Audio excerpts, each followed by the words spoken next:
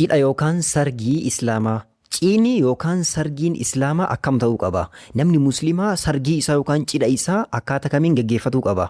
Viidiyoo kana keessatti waan kana ilaalla. Barnoota imala jaalalaa irra jirraa. Viidiyoo kana hamma xumuraatti sirri dhaggeeffadhu. Dhugaa Rabbii sitti hima. Cidha kee akkaataa Islaamummaan jedhu kanaan gochuun jireenya kee kofofootiif faayidaa qaba. Garuu akkaataa Islaamummaan jedhuun ala baateetiin, akkaataa biraatiin, akkaataa tireendii ta'een, akkaataa faashiniitiin gochuun dhiibbaa jireenya kee kan fuulduraatti sitti fida. Akka jireenyi kee si jalaa hin miidhamneef akkaataa Islaamummaan barsiisuu kana qabadhuutiin cidha kee Rabbiin ittiin si haa gahu, ittiin si haa milkeessu, cidha kee kallattii saniin godhadhu.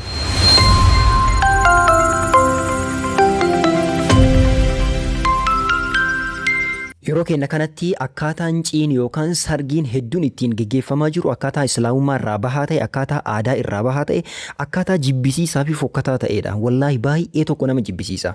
Jireenya kee keessatti guyyaan gammachuu, guyyaan sargiidha, guyyaa takkatti isanii.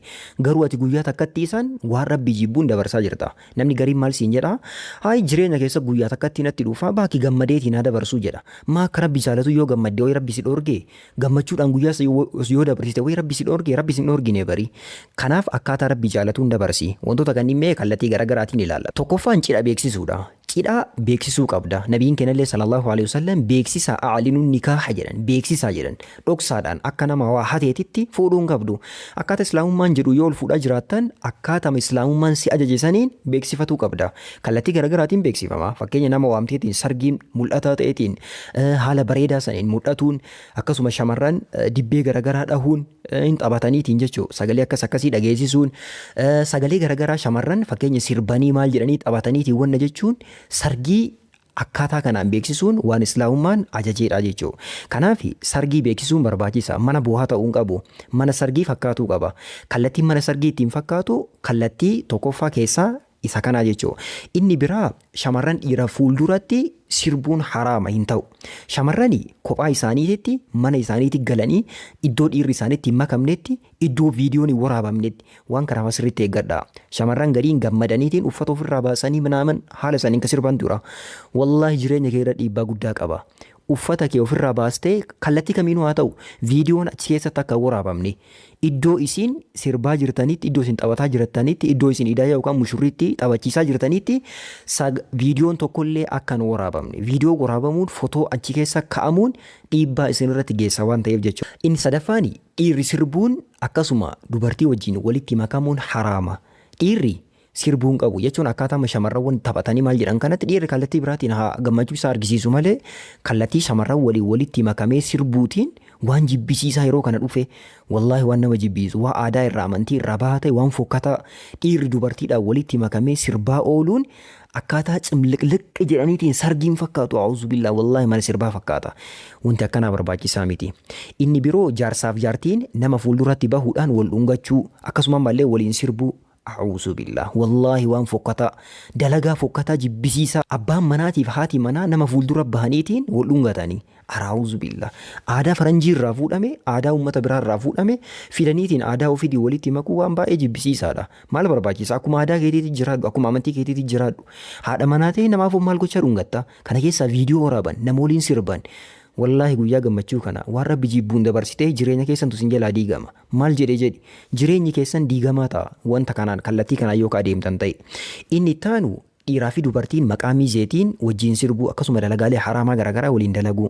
Miizee jedhaniiti yeroo kenna kana wanti fokkataan tokko jira.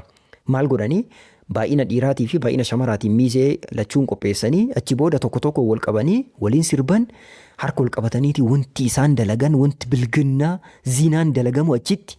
Wallaahi waan jibbisiisa a'uuzu billaa yaa nama sargii qabdu wallaahi yaa nama guyyaa san gammachuu kee Rabbiin illee galateeffatteetiin agarsiifatuu barbaaddu sababa keetiin maqaa miizummaatiin badiin hin dalagamini. Jireenya keettu Rabbiin bira tatillee gaafatamaa taata. Wallaahi hin gaafatamta. Sababa kanaaf sababa keetiin haraamni hin dalagamini. Waan akkana akka dalagamuu hin eeyyamini dhoorki. Ittaansee uffataa fi kallattii bareedumaatiin waan wal qabatu guyyaa san jechuudha. Tokkoffaa maal barbaachisaa jaarsaaf jaartiin illee cidha isaaniitiif fata jedhaniitiin bareedanii argamuu qaban. Andee wayi mana taasii haraqaa jirta biraazar guyyaa gammachuu keetiiti bareedi fata jedhi rifeensa kee dhiqattee qaama kee dhiqattee shittoo bareedaa kana afuufattee akkaataan qaama keetii, akkaataan rifeensa keetii, wanti kee guutuun uffanni kee wanti martee ka bareede ka tole haala saniin argamuu qabda. Jaartiin teellee akkasuma argamuu qabdi jechuudha. Bareeddee toltee akkaataa bareeduma kallattii garaagaraatiin wanti warri bareeduma irratti hojjetu jira. Kanneen irraa bareeddeetiin argamtee haala saniin fateetteetiin qophaa'uu qabdaa jechuudha sargii keetiif. Ittaansee uffata shari'aan haraama godhe hundaa fayyadamuu dhabu. Uffata shari'aan haraama godhe ittiin dhiyaatiin. Ittuman dhiyaatiin bakka. Fakkeenya uffata qaama kee mul'isu yoo akkana ilaalan uffata baxaami jechuun gariin sharshar keedheeti wanni jedhu jiraami. Ka harma kee mul'isu, ka teessuma kee mul'isu, minaamin ka qaama kee si maxxaneetiin. Aran dabbara wallaahi in dabbara. Baay'ee tokko dabbara sirraa. Guyyaa gammachuu keetii sammee waan rabbi jaalatu agarsiisiitiin sunnaa nabiyyi kennaa lafarra mul'isi wallaahi. Mee akkatti rabbiin si gammachiisu argita inshaallah. Kanaaf uffata shari'aan haraama godhe irraa fagaatuu qabdaa jechuudha. Inni biraa veelloodha. Veelloon mataa isaatitti rakkoo hin qabu garuu ka rakkoo qabaatu maalidha? Veelloo ta'eetiin veelloo shari'aan dhoorku yoo ta'e wantoota shari'aan irraa dhoorku ka qabu yoo ta'e fakkeenya harma kee akkana achi baasee mul'isu yoo ta'e ka morma kee akkana mul'isaa deemtu yoo ta'e ka akkasuma rifeensa kee mul'isaa deemtu yoo ta'e ka qaama kee mul'isaa deemtu yoo ta'e wantoota jibbamaa shari'aan jedhe ka qabaatu yoo ta'e kun marti haraama. Eeyyan haraama. Guyyaa takkatti isaan gammachuu jettee akkas dalagaa jirtaami rabbiin garuu jireenya kee guutuu si harkaa balleessa yookaan akkas itti deemtu ta'e. Kanaaf veelloo ka qaama kee si ibsu ka si agarsiisu ka shari'aan dhoorge wantoota shari'aan dhoorge ka qabu mara irraa fagaatuu qabdaa jechuudha. Inni ittaanu dubartootaaf ammallee rifeensa sufuudha. Rifeensa qaxxalanii yookaan ammoo fajjisoo ka jedhamu wadawaan duwwaa tokko matarratti godhatanii yookaan nyaara buqqifatu akkasuma uumaa rabbii kallattii garaagaraatiin jijjiiruu wantoonni akkanaa kunniin haraama dubartootaaf. Akkaatama rabbi si uumetti akkaatama rabbiin si kaahee irratti bareeduma kee tolfadhu malee uumaa rabbiin jijjiiriin rifeensa ofittiin sufiin haraama. Abaarsa sitti fida. Nabiyyi sallallahu alaihi wasallam dubartii akkas daladde abaaramtuudha jedhan. Guyyaa cidha keetii guyyaa gammachuu keetiitiin maa abaaramtuu taata? Akkasuma nyaara kee buqqisiin nyaara wantootni kunoo nyaaraaf dalagamuun jira nyaara jijjiiruudhaaf jedhaniitiin wantoota akkanaa kan irraa fagaatuu qabda. Waa uumaa rabbii jijjiiruu waan jedhamu irraa fagaatuu qabda. Qeensa kee muradhu bareedi argami. Qeensa kee dheeressiteetiin wantoota shari'aa irraa dhoorge hin godhini. Kanaaf guyyaan gammachuu keetiitii bareeddee argamuu qabda. Mushurraan yookaan idaayyaan ammallee qaama saalaa ofii mul'isuu dhabu. Dubbiin kun isin saalfachiisuu danda'a. Garuu maaltu jira beektanii? Warra dubartoota miinzee manaamin jedhaniitiin isii bareechisuuf jedhanii wantoota garaagaraa ka ilaalan fa'a jira. Haraama. Qaama saalaa kee dubartiinus ilaaluun haraama. Dhiiraa miti dubartiin illee ilaaluun haraama. Mul'isuu hin qabdu. Abbaa manaa keetiif qofa eeyyamama. Keeti waan ta'eef. Sababa kanaaf mushurraan yookaan idaayyaan qaama saalaa ofii haraama aleehaa mul'isuu hin qabdu. Ittiin dhiyaate waa akkana eeggadhu. Inni ittaanu suuraa fi viidiyoo akkaataa shari'aan jibbuu fi dhorkeen ka'aa ooluudha. Maal dalaganii fakkeenya yeroolee sargii yeroolee abbaan manaatiif haati manaa dalagaalee isaanii wal qabatu wayii dalagan viidiyoo waraabbama. Jechuun bakka waan piraayiveesii ta'eetiin waan dhokateetiin silaa taa'uu qabu mara viidiyoo waraabbama. Faayidaa maaliitiif jennaan? Faayidaa miidiyaa irra gadhiisuutiif jedhanii. Yaa Allah. Wallahi jireenya keessa of jalaa balleessaa jirtan. Jireenya keessa of jalaa balleessaa jirtan. Waan isinii wal qabatu waan iccitii ta'eetiin dhokfamuu qabu dhoksaa. Haadha manaa ta'e bareeduma isiitiin isii akkasii jirtu guyyaa san mee isii miidiyaa irra baastee mul'isuun maal fayyada? Billaahi aleeka mee abbaan manaa dhageeffadhu. Mee maaluma si fayyada? Siifonti dabalu maali? Laayikiif sheerii yoo ta'e jireenya kee hin ta'u. Laayikiif sheeriin jireenyaa miti. Laayikiif sheeriin achi jiru jireenya kee kanas jalaa balleessuu danda'a. Ijji namaa budaan jireenya keessan nyaatuu danda'a. Sababa kanaaf billaahi aleeka waan piraayiveesii ta'e waan mul'atuu hin qabne waan dhokatuu qabu dhoksi.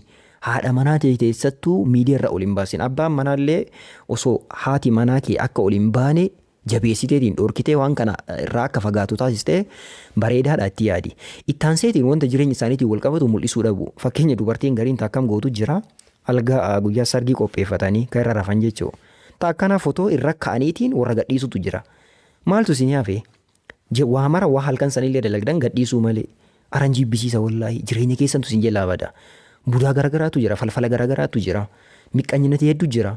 Jireenya keessan kana kan jaalanne meeqa jira. Sababa kanaaf harkaan balaa ofitti waaminaa. Hin mul'isinaa dhiisaa iccitii godha. Wantoota akkanaa kana iccitii godha. Akkasuma waan jireenya keessanii wal qabatu kamuu waan mul'ifamuu hin qabne waan dhokfamuu qabu suuraanis viidiyoonis kallattii garagaraatiin hin mul'isinaatiin dhokfadha. Inni taanu diggisiitii waan wal qabatu. Sargiin yookaan diggisiin akka shariyaatti akka islaamummaatti waan nabiyyiin keenya sallallahu alaihi wasallam awlimu walahu bishaatiin jedhanii ajajan. barbaachisaadha gochuu qabna jechuudha. Nyaata sargii yookaan diggisii diggifamu kanaaf akkaataa kamiin diggifamuu qaba ka jedhu mee haa ilaallu. Tokkoffaan nyaata hanga dandeettii ofiitiin qopheessuu. Namni gariin kamaaliitu jira. Gaafa mucaa kiyyaan akkana godhe namni naan jedhaa jedheetiin kireediitiin jirre keessa seenee liqaan jirre keessa seenee namarraa liqeeffatee wallaahi deeyni of gatee haala saniin humnaa ol ka qopheessu jira. Biraazir hin rakkatiini of hin rakkisiin maatii keetillee hin rakkisiini. Akkuma humna keetiitti jiraadhu. Warri ebaluu hoteelatti waan diggiseef jettee hoteelatti naa diggisaa jettee abbaa kee hin cinqiin. Akkuma mataa keetiitti akkuma jireenya mataa keetiitti jiraadhu. Warra kee hin cinqiin. Of ta'aniitiin jiraatan malee nama ta'anii jiraatuun hin danda'amu. Jaalala namaallee argatuun siin fayyadu. Of jaaladhu ati jireenya kee of fuutiif yaadi. Qabeenya kee qoxxobadhu qabadhu. Maal gochaa guyyaa of jalaa balleessita. Maal gochaa guyyaa san waan irra baafamuu hin qabne mara irratti baasteetiin qabeenya kee balleessita. Kanaaf waan irra baafamu qofaaf baasii waan kaawwan qabeenya kee qoxxobadhu jechuudha. Inni taanu fira ollaa akkasuma obboloota fi obboleewwan yaa'u islaamummaa ta'ee obboleewwan kallattii kamiinuu jiran obboleewwan isaa fira isaa ollaa isaa sargii isaatiif waamuudha. Yaa'u wal waamuun beekamaadha. Waan aadaa uummata keenya keessa illee jiru aadaa islaamummaan illee ittiin wajajjeedha jechuudha. Warra qabeenyaa qofa waamanii hiyyeessa dhiisuu dhabuudha. Wanti kun amma dogongora yeroo baay'ee nama keenya bira jirudha. Nama hiyyeessa waamu yoo waamillee maxxira waraqaatiin kennuufi aran dabbara. Maxxira waraqaatiin illee hima kenniifi haa gammadu. Bar sababa isaa rabbiin si barakachiisa. Jireenya kee illee gammachuu si taasisa. Sababa kanaaf hiyyeessa illee waami. Dureessa qofa waamtee hiyyeessan dhiisin. Wanti kun waan baay'ee jibbamaa ta'edha jechuudha. Akkasuma namni sargiidhaaf yookaan diggisiidhaaf waamame iddoo haraamaa iddoo wanti rabbiin jibbu itti geggeeffamu garagara dhaquu dhabuudha. Dhaquun qabnu iddoo sirbii garagaraa jiru iddoo haraamni jiru iddoo akkasii ittiin dhihaatiin hin dhaqin ollaa keellee yoo ta'e hin dhaqin itti himi abbaa itti himi waan akkana akkanaatiif hin dhufne jedhiin haa beeku bakka yoo sirreeffatan haa sirreeffatan yookaan ammoo sababaati hafteef haa beekanii. Inni taansu namni cidhaaf waamame awwaatuu qaba. Yoo cidhaaf nama waaman sargii akkana akkana qabna jedhaniitiin yoo waaman namni tokko awwaatuu qabaa jechuudha. Kana fakkaataa sargiin islaamummaadhaa haala kanaanii aadaa keenya keessaa aadaa bareedatu jira. Aadaa keenya irratti dabalataan ammoo wantoota islaamummaan barsiisu kana yoo itti dabalanne wallaahi waan itti nafini. Waan itti nafini amma maal taane aadaa keenya irraallee baanee islaamummaa irraallee baanee faranjiifillee hin faranjoomne akka isaanii garuu mara dhabaa taane jechuudha. Rabbii keenyallee dhabnee jireenya keenyallee dhabaa jirra. Yaa uummata keenya yaa warra hin fuudhin yaa warra fuudhuudhaaf deemaa jirru wallaahi ergaa kana qabadhu. Guyyaa gammachuu keetii san haraamaan yoo ka dabarsitu ta'e jireenyi kee ka ofofollee rakkina keesseena. Tana qabadhu anaa miti ka jedhe anaa miti rabbitu jedhe nabiyyi jedhe sallallahu alaihi wasallam. Guyyaa gammachuu keetii yoo rabbiin haraamaan ka dabarsitu ta'e ni'imaa yookaan tola rabbiin sitti oole yoo waan rabbiin jibbuun ka bakka buustu ta'e jireenyi kee ka ofofoo irratti rabbiin sirraa kafalata. Maa wayii sarkaa baata wallaahi rabbi sirraa kafalata eessa yelaadhatta. Sababa kanaaf obboleessa kiyya guyyaa kee guyyaa gammachuu si haa taasisu cidha keetiin si haa gahu rabbiin hundaanuu haa gahu guyyaan sun guyyaa gammachuuti wallaahi dhugamatti jireenya namaa keessa guyyaa gammachuuti ka fuudhullee taheerumtullee qalbii isaaniitiin guyyaan eegan guyyaa sanii rabbiin maraanuu haa gahu nama itti gahillee kas dura dogongoraan bira darbillee rabbiin jireenya isaanii ka barakaa haa taasisu du'aayii hin dagatiin aadaa islaamummaa fi aadaa uummata keenya keessa jiru barnoota bareedaa kana qabadhaatiin sargii keessan cidha keessan haala bareedaa kanaan fataa gwagwacii jedhaatiin bareedaatiin dabarfadhaa isiniin jedha. Assalaamu alaikum warahmatullaahi wabarakaatu. Barnoota kanneen hordofuudhaaf kallattii